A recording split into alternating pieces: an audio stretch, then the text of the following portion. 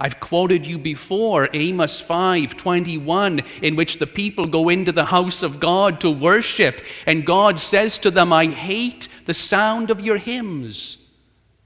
I hate your prayers. I hate your worship. And the people with great hurt and sadness say, God, why would you say that to us? And God says, because what I demand of you is tenderness and compassion and grace for the poor. And if you are not practicing those things, then your worship and your sacrifices are meaningless to me. And that same message is repeated over and over again to a people who have become confused and think that by offering God sacrifices, that's going to appease God. In Psalm 51, the writer says, with what shall I come before the Lord? The Lord does not require sacrifices. If God did, I would bring them. The sacrifice acceptable to God is a tender heart and a broken spirit. O God, you will in no way despise. And we show the tenderness of heart when we have a heart for the poor and the broken. In Micah 6:6, the author says, with what shall I come before the Lord, and how shall I kneel down before the Lord my God? Shall I bring the offering of a lamb, or 1,000 rams, or 10,000 rivers of oil? Should I give my firstborn, the fruit of my body, for the sin of my soul? No, he has shown you what he requires. That you act with justice, that you show love, and walk in humility with your God. God didn't make us to make sacrifices to God or to worship God. Those things are secondary to what God did make us for.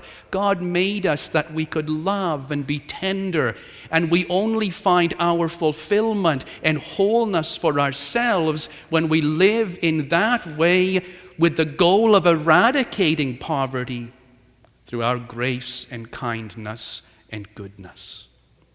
The best story, which asks the question, which is more important, worship or caring for the poor and the broken, appears in Luke 10:25. You all know it's the story of the Good Samaritan, where the man is lying broken and beaten by the side of the road, and the two guys who are on their way to church stand there and look at him and say to themselves, what's more important, looking after this poor broken man or going to church and worshiping God? And they made the decision the more important thing is to go and honor their religious duty and worship God. The third fellow comes along, the Samaritan, and he said, what's more important?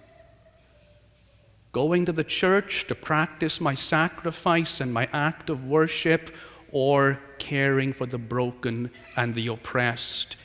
And he chose the second course. And of course, Jesus said, this is the true worship. This is how we honor the God who made us. That's not to say I don't want you all to come to church. Though if you happen to see someone on need on your way, you have my permission to stay and help them. We do need to come to church because after all, the church is still the place that has that message that says we are here to love and care and heal and lift up. And if we don't gather to honor and give thanks for that message and promote that message, no one else will. 2 Timothy 3, Paul says to the young Timothy, throughout your life you have learned what is right. Practice it. You at St. Andrew's, you have always learned that compassion and tenderness are the right thing. Go and practice it. And recognize that in the story of Christ, in his life and his death and his resurrection, we are clearly being directed by God to love, to be gracious, to be generous, to be tender, to feel the hurt of the broken, and to respond to it. That's how we find our highest joy. That's how we honor God. That's how we act for the eradication of poverty, locally and globally. In the name of the Father, and of the Son, and of the Holy Spirit. Amen.